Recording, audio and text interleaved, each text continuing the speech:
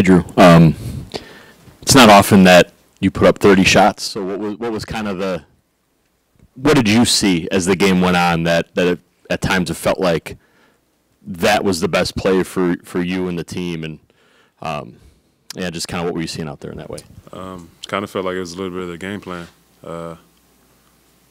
They mixed in some doubles and some helps, but for the most part, it was one-on-one. I felt like they didn't want any three-point shots, which we didn't have that many in the second game. But I felt like we also did our best to try to put up those threes and knock them in. But yeah, I felt like that was part of the game plan.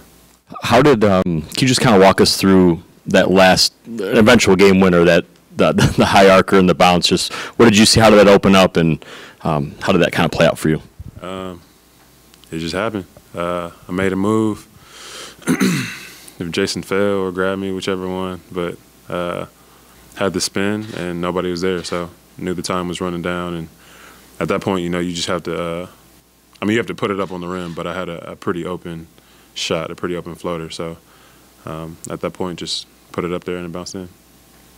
Just for you guys, how important was getting different defenders onto Giannis? It looked like you guys were trying to get a switch a lot in the second half. Yeah, I think just give him different looks. Sometimes we feel like we want that advantage, so we switched on the guys who we felt Giannis had the best advantage against, and from there he can play make and do what he does. I think we did a good job of that, where sometimes they kind of switched out because they didn't want a certain person on them, and we did what we were supposed to do. One person goes up and they screen, and the next person comes up and screens. So I think we did a good job of that today.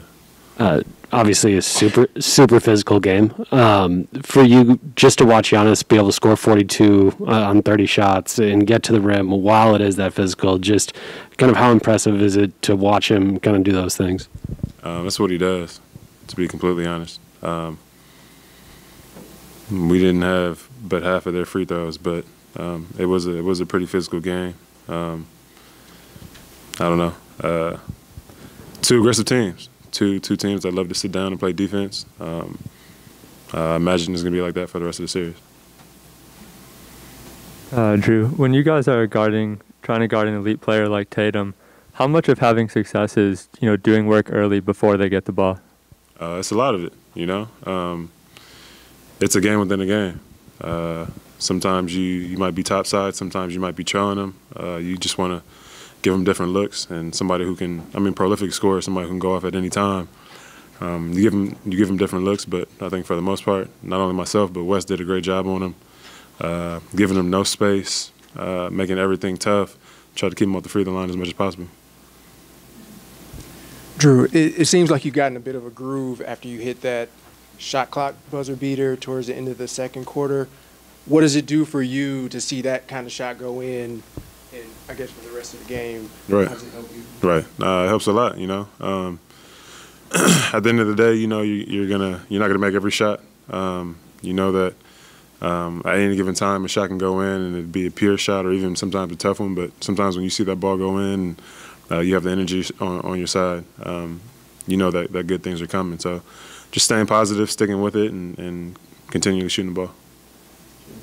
Jrue, Bud had said that the intent was not to foul Marcus. So just how did that final sequence go? It looked like Jalen and Jason tried to get a switch maybe with you and George. I don't know, but how did that kind of play out before the inbound and then afterward? Right, yeah, intent was not to foul. But I think I just jumped out a little bit too much and felt like Marcus was still faced toward the sideline. So a little bit of luck, huh?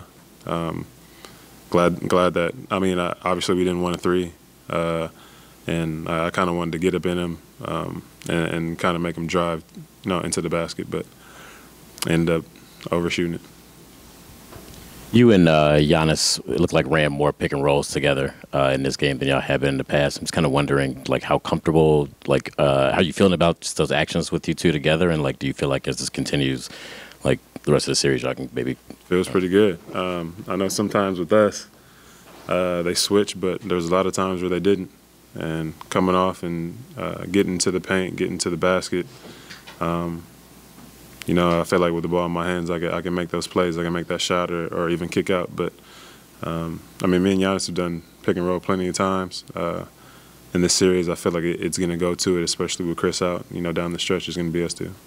And then just Giannis has the tough shooting game last game. Kind of how would you just describe him the last few days, trying to sort of bounce back from that, his preparation or mindset? Giannis being Giannis. I don't think that he freaked out or did anything different. I feel like he prepared the way that he prepares.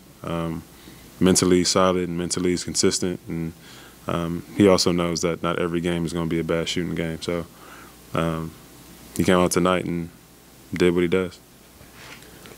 And Jrue, if you can, take me through the final 4.6, right? How slow is that clock ticking away in your mind as you're battling for a ball and you just can't quite get it? Right. Yeah, it was a long time. It was a long time.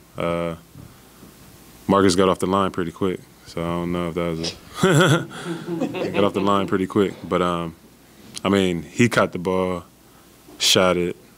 There was another tip, and then Al had 2 more tips. I don't know, that's a long 5 seconds, but I'm glad it went our way.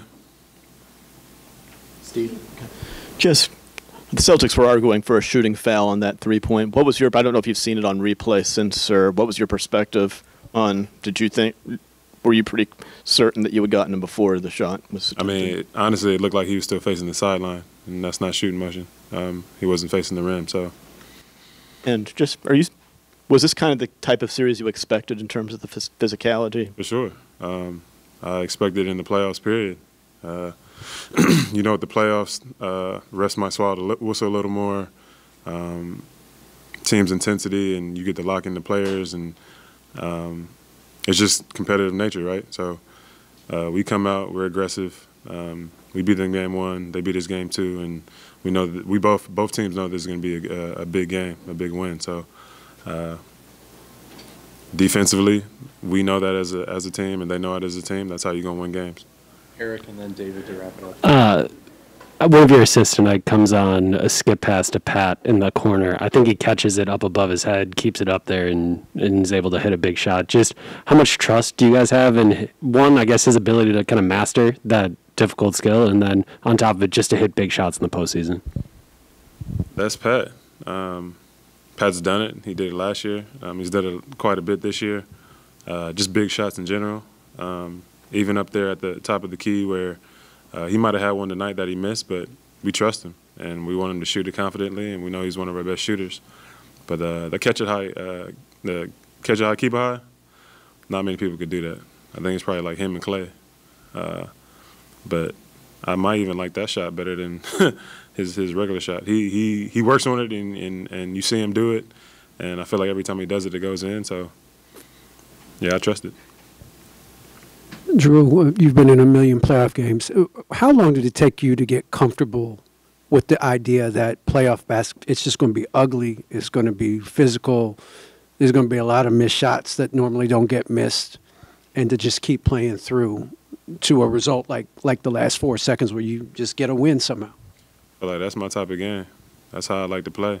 It kind of shows the toughness out of people. It shows what you're made of. So I feel like ever since I've been playing in the playoffs and gotten to the point where these are big games and it's going to be just a mucked up game, I love it.